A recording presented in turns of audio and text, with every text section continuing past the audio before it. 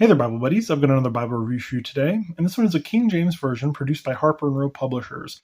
Now, this specific model is the Clearblack type, and this is in a black Persian Morocco. Now, I know that I've said that, every other Bible producer is my favorite Bible producer. My favorites tend to change with the wind. Pretty much whatever I'm looking at is my favorite Bible. But I'm not going to say that Harper is my favorite Bible producers.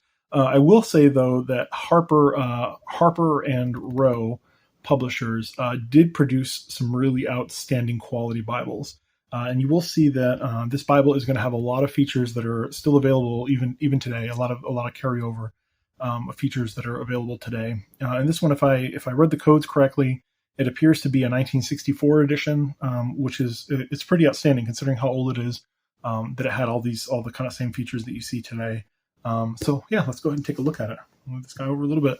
The first thing that you can take, or that you can see, I guess you can take a look at, that you can see is this beautiful grain. Now Morocco back in the day is different than today's Morocco or French Morocco. Typically, if you see like French Morocco or Morocco, it tends to be kind of a stiff leather. This is very much not a stiff leather. It is nice and supple. Even by kind of old Bible standards, this is a pretty soft cover. Now, back then, Morocco was goatskin. So this is definitely a goatskin. You can tell just kind of by the pebbliness of the leather. It's very fine grain, but it is very tactile and it is very kind of grainy. It's a very, very, very, very nice leather they chose here to use for this Bible. You can see there is a very fine perimeter line. I don't even know if you can see it, to be honest. Yeah, camera's kind of picking up. But there's a very thin perimeter line around the edge. On the spine, you have Holy Bible and Concordance. Then you have Harper and Row. My little sheet's getting away from me there. Let's move this guy out of the way. Then you have Harper and Row down at the bottom. There are some spine rib indications. They are not raised by any means. They're just slightly burnished, but there's 1, 2, 3, 4, 5 of them. There's also Concordance. I don't know if I said that, but either way, you guys can see the spine. On the back here, there's the continuation of that wonderful grain. I mean, it's just spectacular grain of the Bible, especially considering from 1964, this thing's in really great shape. And then the little perimeter line that continues. As far as outside details, we do have the red and yellow head and tail bands, and we have this wonderful art gilt. You can see how shiny that is, that nice gold art gilt. And it is a red under gold. We'll take a look at that more when we open it up. It's very nicely done gilting there. You do also have one single-sided, not a single-sided ribbon, you have one single ribbon, and it's just kind of a rough fabric. This would probably be the only miss on the Bible as far as construction goes. I don't know what was available back then, so I don't even know if they would have had something. But certainly, like a nice silk ribbon would have been amazing in this edition. But it is not that. It's just kind of an almost kind of see-through, kind of heavily textured, just kind of a fabric ribbon, real plain. So not a big deal. Let's go ahead and open it up and take a look. So on the inside, you can see that it is leather lined. Here, I'll show you the stamp. It does say Persian Morocco, and it is leather lined. And it is an edge-lined construction. So you can see here that this piece of leather does go up onto the book block. It's tabbed up onto there. And there is just a piece of kind of matte black paper there as an end sheet. I'll show you the corner work. Now, this is the stuff that always blows me away. Look how fine that corner work is. It's amazing. I'm a fan of kind of pleated corners.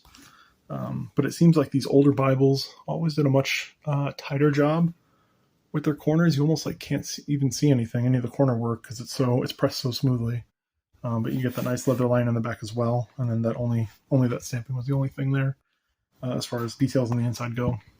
But let's go ahead and get into it. We do have kind of an end sheet here, just like a thick sheet of paper.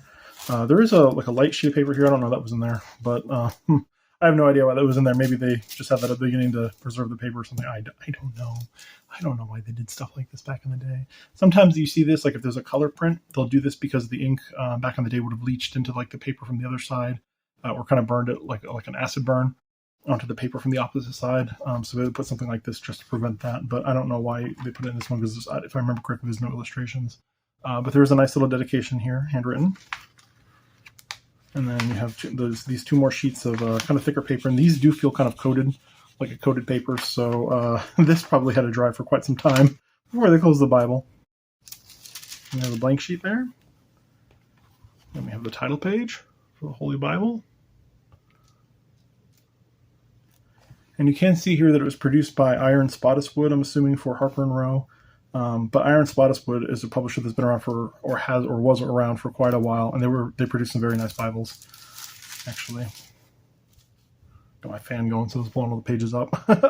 Then you have your epistle dedicatory, and actually the reverse side there, a little bit of copyright information there on the bottom, India paper, and it does say Clearblack pronouncing and references, so it kind of gives you a hint at what to expect. And this India paper is very nice. It is very thin, but it's very opaque considering the size. You have your end of the epistle dedicatory there, and then you have your table of signs using this book, and then you have your alphabetical order of the Bible. Well, sorry, not your alphabetical order, but your table of contents. There you go. I always see the word order here, and I think alphabetical order, but it's not. It's just, table of contents. You guys got it. You got this. You all Bible aficionados. Then you have the first book of Moses, called Genesis. So this layout would look very familiar. Will look very familiar to those of you who have kind of been on this channel for a while. It looks very reminiscent of a Cambridge layout. So we'll flip a few pages here, and I think this one does have Overcast stitching. Yes, it does. So usually they tend to be on either page 8 or page 16. This one's on page 8, and you might be able to see here kind of that additional line of stitching in there to help with the kind of the construction of it all. But here you go. Here's your layout. So you have the book name and then the chapter that starts on that page. I don't know if it lists every chapter that's associated with that page or just kind of the starting chapter. So we'll have to take a look at that. But book and chapter up in the top corners. You have your page numbers in the bottom outer corners. You have very short running headers here. And the kind of the gutter at the top, and then you have your double line drop caps. It is a double column verse by verse. They are using Pilcrow markers. I'll show you there in verse 6. You're using Pilcrow markers to designate your paragraphs where they start, and you have your center column references. So not a bad deal. Definitely a very familiar layout, especially for the time.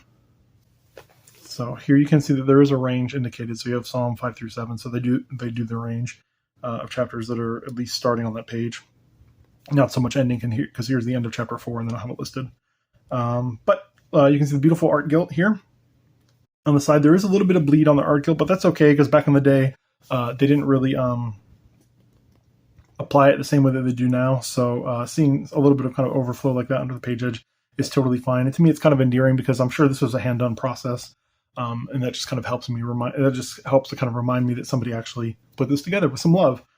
So I don't mind seeing those sorts of things. But it's a very nice text, and we'll take a look at the paper. Whoop. And you can see that very nice minimal show through. I guess you can kind of see a hint of it here, but certainly in person it's minimal. I mean, very minimal. And again, especially considering the thickness of the page, this is a fairly thin paper. Harper and Row did tend to use kind of thinner paper for their Bible.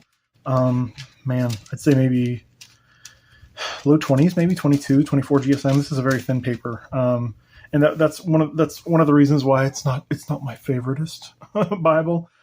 Sometimes when paper gets too thin, it just gets hard for me to turn the pages and becomes cumbersome, especially if you have something like a fan going or outside reading.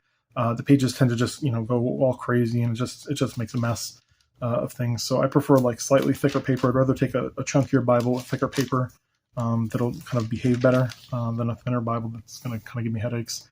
But so we have the end of Malachi. You can see a production code down here for the book block. I have no idea what that means. ELBRL, red letter, maybe DE3. I don't know. So production code, yay. We'll go ahead and turn the page. There is a blank page separating, 2 blank pages separating. And we do have the New Testament title page. Then we have the Gospel according to St. Matthew. We'll go ahead and check. I think it is a black letter text. It does appear to be so. All the way here in Matthew 12. Let's go to our favorite, 5 and 6. 6 and 7, somewhere in there. Yeah, so it's a black letter text. There's no red letter here. So if you guys are a fan of black letter, this would be the way to go. Let's go to the end. Get to the end of Revelation. We go to Revelation 21. And we have the end with another production code there. We have a little bit of printer's information, it appears, down there. And we have a blank sheet. And we have helps to the study of the Holy Bible.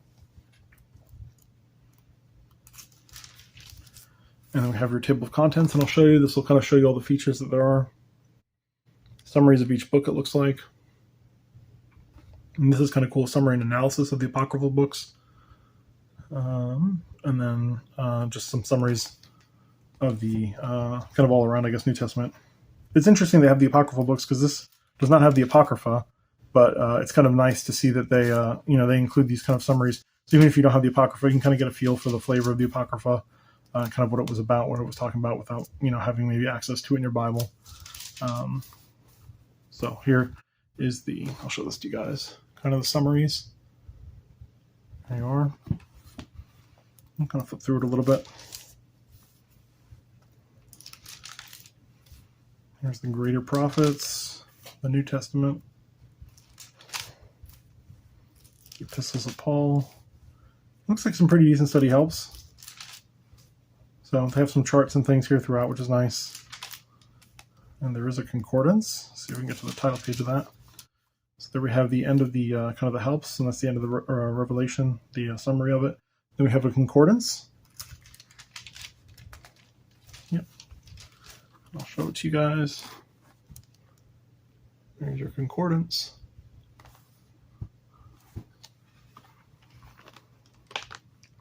And then after the concordance, way after the concordance, we do have a Y and Z, which is so funny to me, a Y and Z. And then you have His Majesty's Printers, Bible Atlas and Index. And then you have printed in Great Britain by, printed in Great Britain by Eyre and Spottiswoode Limited, London. And then you have your table of contents here. They did not call it a gazetteer, sadly. And then you have your Bible maps. Now you'll notice that these are very old school Bible maps with the pastel colors. We've seen quite a few of these recently. Not my favoriteest maps, but not the worst. There's certainly some homebrew ones that I call them. They're probably worse, but I mean this stuff tends to get kind of hard to read. I don't know how much you guys can even make out of some of that stuff, but it does get a little hard to read there sometimes with these topographic maps. Yeah, and this sort of thing. Yeesh. Like, my goodness. Just crowded and hard to read and dark and blah, blah, blah. And here's your index to the Bible Atlas. Again, did not call it a gazetteer. Why? I go through it a little bit.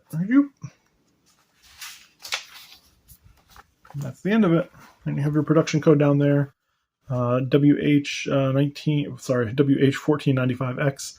And then you have CR 1/64. So again, I have no idea what any of those codes mean. If anybody does know, please feel free to chime in and let me know what you think. But you do have a few sheets of kind of thicker paper here, and it does feel coated like the ones in the front. And then you have your end sheet, and that's it. End of the Bible there. Let's go ahead and get some measurements. It seems to be about the same size as a Pitt Minion, or very close. So the height comes in at about 7 3/8 of an inch for the height. For the width, we have 5 1/8 inches. And then for the thickness, about 1 1/16 of an inch. So pretty trim, pretty portable size. Definitely close to about the size of a Pitt Minion. Although much larger font, that's for sure. Let's go ahead and take a look at the font size. I'm sure it's not going to be less than I don't know, what is a Pitt Minion, a 6.75 or 7.75? It's teeny tiny. So we'll go ahead and let's start with uppercase. I'll do the I and N here. It seems to be right in an 8-point font. And we'll take a look at an M.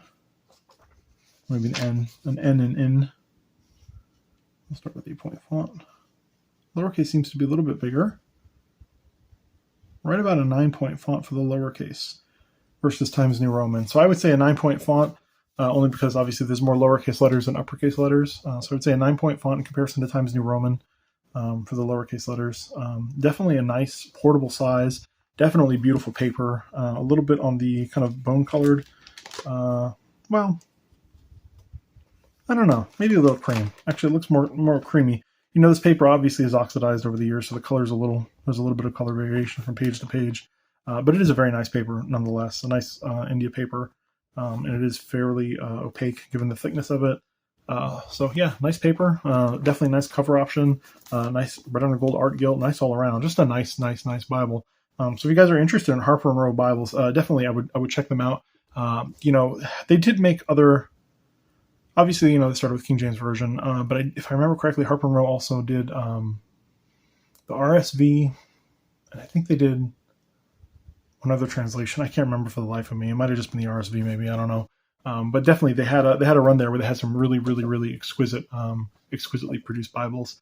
So if you guys happen to see a Harper Row, yeah, definitely pick it up because they're very nice, very well done. So, Bible buddies, if you have any questions, comments, concerns, any of that kind of stuff, please feel free to leave them down below. If you could like, comment, subscribe, all that cool YouTube stuff to help me out, that'd be much appreciated. Until next time, Bible buddies. Bye.